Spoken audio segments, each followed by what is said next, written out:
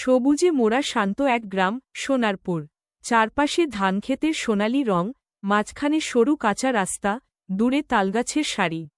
সকালের কুয়াশা ধীরে ধীরে মিলিয়ে যাচ্ছে, পাখির ডাক আর গরুর ঘণ্টার শব্দ মিলে যেন একসুর বেঁধেছে। এখানেই থাকে রামু, এক গরিব কিন্তু পরিশ্রমী চাষি। ভোরের আলো ফুটতেই রামু তার পুরনো গামছা কাঁধে নিয়ে মাঠে রওনা দিল।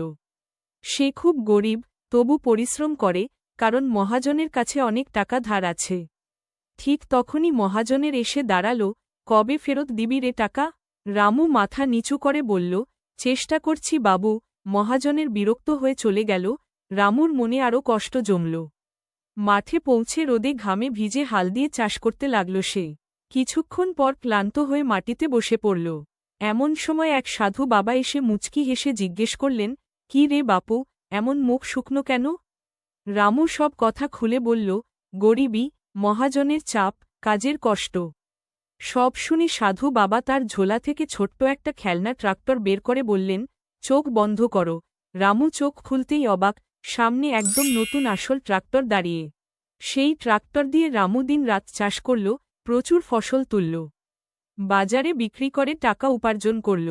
এক সকালে মহাজনের বাড়িতে গিয়ে হাসিমুখে পুরো টাকা ফেরত দিয়ে বলল, এই নিন বাবু, আপনার টাকা। মহাজনের অবাক হয়ে বলল, রামু, তুই তো এখন বড় মানুষ। রামু হেসে উত্তর দিল, বড় না বাবু, শুধু ভাগ্য বদলেছে। সন্ধ্যার সোনালি আলোয় মাঠে দাঁড়িয়ে রামু তার ট্রাক্টরের দিকে তাকিয়ে রইল, মনে মনে ভাবল, পরিশ্রম আর সুযোগ একসাথে এলেই জীবন বদলে যায়। একদিন গ্রামের এক চাষা তার ছাগল নিয়ে মাঠে গাছ লাগাচ্ছিল। হঠাৎ একদিন সেই ছাগলটিকে সাপে কামড়ে দেয়। সাপের বিষে ছাগলটিও মারা যায়। ছাগল হারিয়ে চাষার মন ভেঙে যায়। সে খুব কাঁদতে থাকে এবং একেবারে একা হয়ে পড়ে। এই দৃশ্য দেখে গ্রামের এক কবুতর চাষার কাছে এসে বসে। চাষার কবুতরটিকে সব কথা খুলে বলে, কিভাবে সাপটি তার ছাগলটিকে মেরে ফেলেছে, এখন সে কতটা কষ্টে আছে।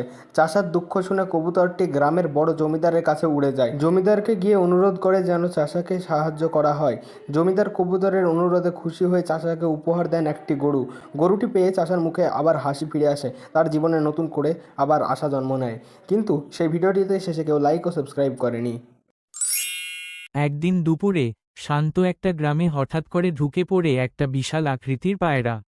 গ্রামের লোকজন কখনো এত বড় পায়রা দেখেনি। একজন চাষা পায়রাটাকে দড়ি দিয়ে বেঁধে একটা খাঁচার মধ্যে আটকে রাখে। পায়রাটা কাঁদতে থাকে, তার খুব ক্ষুধা পেয়েছে, কিন্তু কেউ তাকে খেতে দেয় না। ঠিক তখনই হঠাৎ করে গ্রামে আসে একটা বড় মুরগি। সে দেখে খাঁচার ভেতর বন্দি পায়রাটার কষ্ট।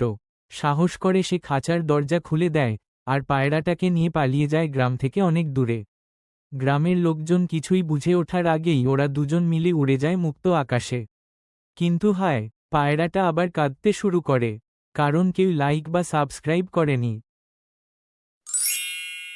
অনেকদিন ধরে একটি ট্রেন রেল স্টেশনে দাঁড়িয়েছিল। এই ফাঁকে একটি বড় পায়রা সেই ট্রেনের উপর বাসা বাঁধে। তারপর সে সেই বাসায় ডিম পাড়ে। কিছুদিনের মধ্যেই সেই ডিম থেকে ফুটে বের হয় ছোট ছোট বাচ্চা পায়রা।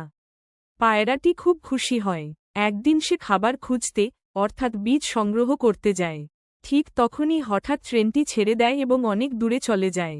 পায়রাটি যখন ফিরে আসে, দেখে ট্রেনটি আর সেখানে নেই। তখন পায়রাটি চারদিকে খুঁজতে থাকে তার বাচ্চাদের, কিন্তু ট্রেন তো চলে গেছে। দুঃখে পায়রাটি একটি গাছে বসে থাকে, খুব মন খারাপ করে। কিছুক্ষণ পর হঠাৎ সেই ট্রেনটি আবার ফিরে আসে সেই একই স্টেশনে। পায়রাটি আবার খুশি হয়ে ওঠে। তবুও এবার সে ট্রেনের উপর না, গাছেই বাসা বাঁধে। তারপর পায়রাটি হঠাৎ কেঁদে ফেলে, কারণ কেউ লাইক আর সাবস্ক্রাইব করেনি।